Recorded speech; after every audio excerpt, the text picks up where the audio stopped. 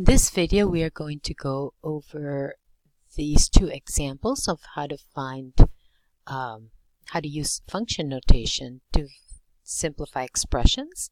And so you can see that we're given the function f of x, which is equal to 2x minus 3, and g of x, which is equal to 4x plus 3. These are both linear functions.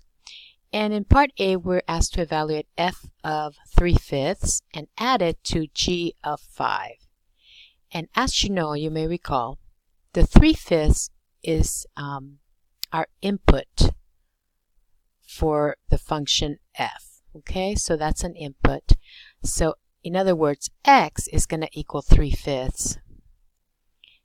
And to evaluate f of 3/5, we're going to replace the x with our input value of 3/5. And this is in our function f, of course. All right? And notice that here we have a multiplication of fractions, so it will help if you put a 2 over 1. And then just a reminder that you're going to multiply straight across here to do this product. So 2 times 3 is 6. And 1 times 5 is 5. So you have 6/5 minus, and then this is 3 over 1. And since we're going to continue to subtract these two fractions, we're going to need a common denominator, which is going to be 5. And so I'm going to multiply the top and bottom of this fraction by a 5 so that we can get those common denominators. And so that's going to give me 6/5 minus 15/5, which is a negative 9/5. Okay, and so that's f of 3/5. Now we have to evaluate g of 5. So g of 5, we're going to look to the equation for g. So here it is. And we're going to replace the x with a 5. So 4 times 5 plus 3. And using our order of operations, we multiply first 20. And 20 plus 3 is 23, as you know. So in order to evaluate the sum, we're going to take these two answers and we're going to add them together.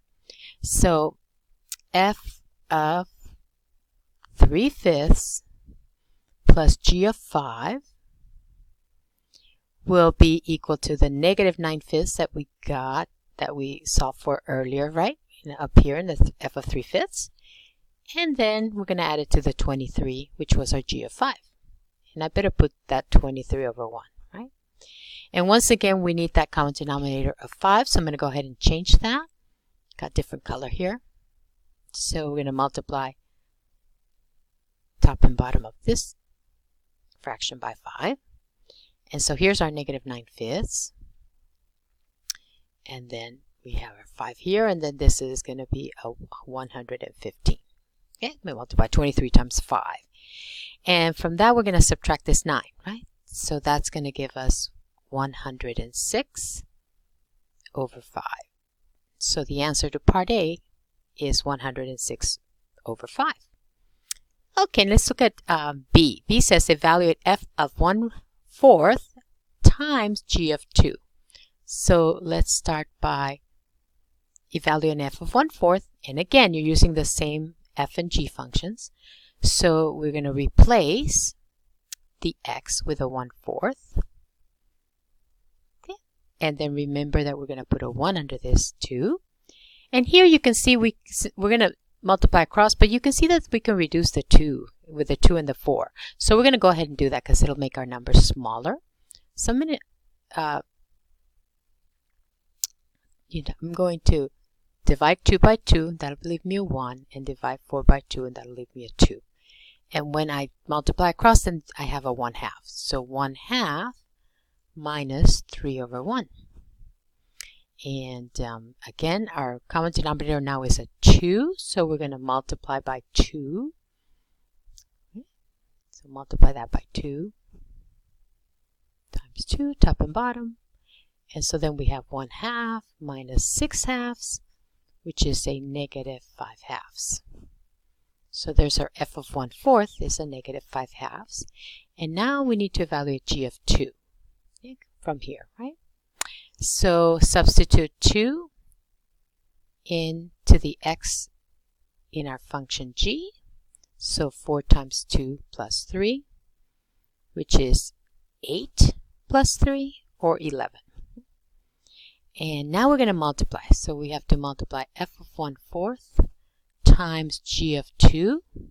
So I'm going to take my two answers, my -5/2, and multiply times g of 2, which was 11. Better make that into a fraction. So let's do 11/1. And I'm going to multiply across, and that'll be a -55/2. -55/2. So, hope that helps.